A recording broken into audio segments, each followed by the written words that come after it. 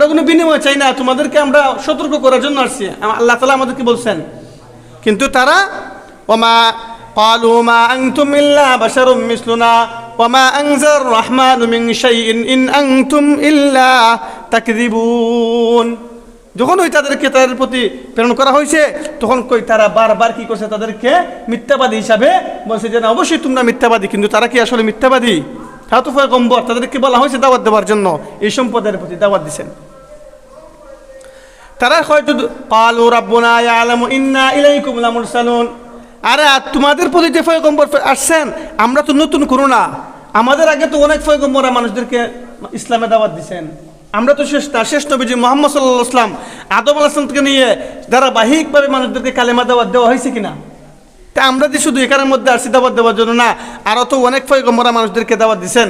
এখন তোমরা যদি এই কথা বিশ্বাস না করো তাহলে তোমাদের উপর সুস্পষ্ট আযাব চলে আসবে, যে আযাবটা তোমাদেরকে পাকড়াও করবে, তোমরা বিশ্বাসই করতে পারবে না।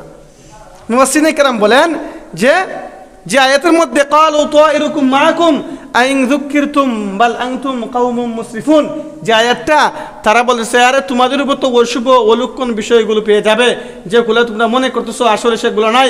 আল্লাহ তাআলাই মানুষদেরকে কি করেন? হেদায়েত দান করেন, আর আল্লাহ তাআলাই মানুষদেরকে আযাবের মধ্যে পতিত করেন, আল্লাহ তাআলাই মানুষদেরকে মাফ করে দেন, আল্লাহ তাআলাই ক্ষমা করেন। যখন এই কথা বলছে তখন কোরআনে কারিমের মধ্যে আসছে, যখন এই পয়গম্বরদেরকে মিথ্যাবাদী হিসেবে তারা আখ্যায়িত করছে তখন শহরের এক অঞ্চল থেকে একজন ব্যক্তি দৌড়িয়ে আসছে, আসিয়া বলতেছে আরে তোমরা কেন তাদেরকে মিথ্যারূপ করতেছো? তারা তো তোমাদের কাছে কোনো বিনিময় চায় না। তাবলীগওয়ালারা মানুষদেরকে আল্লাহ তাআলার পথে, আল্লাহ তাআলার রাস্তায় বাইর হওয়ার জন্য বলে, মানুষদেরকে নামাজের কথা বলে, ইসলামের কথা বলে, তারা কি মানুষের খেয়ে না নিজের খেয়ে? রাসূলরা কিন্তু তারা দাওয়াত দেওয়া শুরু করছিলেন মানুষদেরকে সতর্ক করার জন্য, মানুষদের অবস্থাকে জাহান্নামের আগুন থেকে বাঁচাইবার জন্য। এই সমস্ত যখন বলছেন তখন তৃতীয় একজন শহরের এক অঞ্চল থেকে এই ব্যক্তি আসছে, আসিয়া বলতেছে যে ওয়াজাআ মিন আকসাল মাদিনাতি রাজুলুন ইয়াসআ قال يا قوم اتبعوا المرسلين اتبعوا من لا يسألكم أجرا وهم مهتدون। শহরের অঞ্চল থেকে এক ব্যক্তি আসছে, শহর বলতে এখানে মাদিনা বলতে মক্কা মদিনা আছে, এটা নয়, এই মদিনা নয়, মদিনা বলতে এখানে বড় শহর উদ্দেশ্য। ওই শহরের মধ্যে যখন তারা আসছিলেন তাদেরকে যখন দাওয়াত দেওয়াছে তখন তিনিও বলছেন তোমরা তাদের অনুসরণ করো, তাদেরকে মানো, তোমরা সফলকাম হইবা। কিন্তু তোমরা কেন তাদের কথা মানতেছো না, তাদের অনুগত্য কেন হইতেছো না? অথচ তোমাদেরকে তারা পদপ্রাপ্ত হওয়ার জন্য বলতেছে, তোমাদের কাছ থেকে কোনো আজর চায় না, উজরত চায় না যে তোমাদেরকে দাওয়াত দিলে আমাদেরকে কিছু টাকা পয়সা দাও, এটা তো তারা বলে না। তাহলে তোমরা কেন তাদের কথা শুনো না? সে আবার বলেছে ওমা আলিয়া লা আবুদুল্লাযী ফাতারানি ওয়া ইলাইহি তুরজাউন, আমার কি হইছে যে আমি ইবাদত বন্দেগী করব না, অথচ আল্লাহ তাআলার কাছে আমাকে ফিরে যেতে হবে? আমি কেন করব?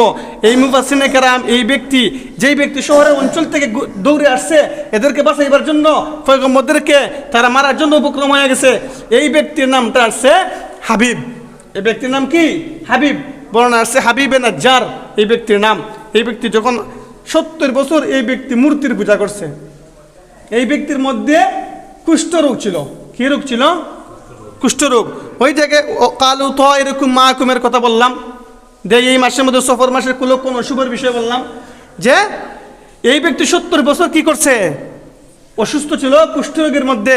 যখন এই পয়গম্বররা যখন এই অঞ্চলের মধ্যে দাওয়াত দেওয়া আসছেন, তারা যখন অঞ্চলের মধ্যে প্রবেশ করছেন শুরুতে ওই ব্যক্তিকে পাইছেন, পাওয়ার পর বলতেছেন যে সে বলতেছে আমার তো কুষ্ঠরোগ আছে, তোমরা তো পয়গম্বর দাবি করতেছো, আমার কুষ্ঠরোগ যদি ভালো হয়ে যায় তাহলে আমি ইসলাম ধর্ম গ্রহণ করবো এবং আমি আমার সম্পদের সবাইকে মুসলমান বানানোর চেষ্টা করবো, তাদেরকে দাওয়াত দিব। যখন তারা বলেন তুমি যদি ইসলাম ধর্ম গ্রহণ করবা, আল্লাহ তাআলার দরবারে তারা দোয়া করছেন, এই ব্যক্তির কুষ্ঠরোগটা ভালো হয়ে গেছে। যখন কুষ্ঠরোগ ভালো হয়ে গেছে এই ব্যক্তি ঈমান আনছে, ঈমান আনার পর সে তার সম্পদের কাছে দৌড়ে আসছে যে তারা তোমাদের কাছে বিনিময় চায় না, তোমরা তাদেরকে কেন মারো? তোমরা শুনো, আমার কুষ্ঠরোগ ছিল, তারা আল্লাহ তাআলার দরবারে দোয়া করছেন, আমি পুরোপুরি ভালো হয়ে গেছি। ওই ব্যক্তিটা ইসলাম ধর্ম গ্রহণ করছে। যখন এই ব্যক্তিটা ইসলাম ধর্ম গ্রহণ করছে তখন তার গোত্রের লোকেরা, তার অঞ্চলের লোকেরা তার শত্রু হয়ে গেছে, তাকে মারার জন্য উপক্রম হয়ে গেছে। বিভিন্ন ঘটনা অনেকটা লম্বা, যাই হোক শেষ পর্যায়ে তিনি যখন তাকে মারা শুরু করছে, তখন যখন তিনি মৃত্যুবরণ করার অবস্থা হয়ে যায়, তখন জান তার বাইরে হওয়ার আগেই তার চোখ দিয়ে যেন জান্নাতের সমস্ত জান্নাতে আল্লাহ তাআলা যা কিছু রেখেছেন তার চোখ দিয়ে ভাসতেছে। ওই যে ফেরাউনের স্ত্রী আছিল, যে কি ফেরাউনের স্ত্রী কি করতো, চুল আশ্রয় দিত যে মহিলা, তার সন্তান, এবং তাদেরকে কি ফেলে দিছিল, গরম পানির মধ্যে ফেলে দিছিল না? তাদের আরও আরাম লাগছিল ওই জায়গার মধ্যে। আখিরাতের জন্য, ইসলামের জন্য যাদের মনটা উজাড় হয়ে যায়, তারা দুনিয়ার কোনো কিছুর জন্য পাগল হয় না। সব সময় আখিরাতের চিন্তা ফিকির, তারা ইসলামকে কীভাবে সারা পুরো পৃথিবীর মধ্যে বিছিয়ে দেওয়া যায়, সবার মধ্যে কীভাবে পৌঁছানো যায়, তারা এই চিন্তা ফিকির সব সময় তাদের অন্তরে থাকে। যাই হোক, এখন বলতেছিলাম যে এই মাসের মধ্যে অশুভ বলতে কোনো কিছু নাই। এই জন্য অনেক মানুষরা দেখবেন অনেক অন্ধবিশ্বাস বা অনেক কুসংস্কার বিষয়গুলো সফর মাসের মধ্যে বলে বেড়ায়। এগুলা কখনো বিশ্বাস করা যাবে না, কারণ রাসূল কারীম সাল্লাল্লাহু আলাইহি ওয়াসাল্লাম বলেছেন, লা আদওয়া ওয়ালা তিয়ারাতা ওয়ালা হামাতা ওয়ালা সফরা ফাররা মিনাল মাজজুম কামা তাফিরু মিনাল আসাদ। আরে কুলক্ষণ অশুভ পাখির মধ্যেও নাই, ঘরের মধ্যে নাই, গুড়ার মধ্যে নাই, সফর মাসের মধ্যে নাই। হ্যাঁ, মানুষ কুষ্ঠরোগ থেকে এমনভাবে পলায়ন করে যেমনভাবে মানুষ কুষ্ঠরোগ থেকে এমনভাবে পলায়ন করে যেমনভাবে মানুষ বাঘ দেখলে পলায়ন করে। যাই হোক, এগুলা এই সফর মাস আসতেছে, আজকে মুহররম মাসের শেষ শুক্রবার, আগামীতে সফর মাস আসতেছে। এই সফর মাসে ইনশাআল্লাহ কিছু আলোচনা করব। আল্লাহ পাক রব্বুল আলামিন আমাদেরকে যে কথাগুলো শুনলাম তার উপর আমল করার তৌফিক দান করুন। ওয়া আখিরু দাওয়ানা আলহামদুলিল্লাহি রাব্বিল আলামিন।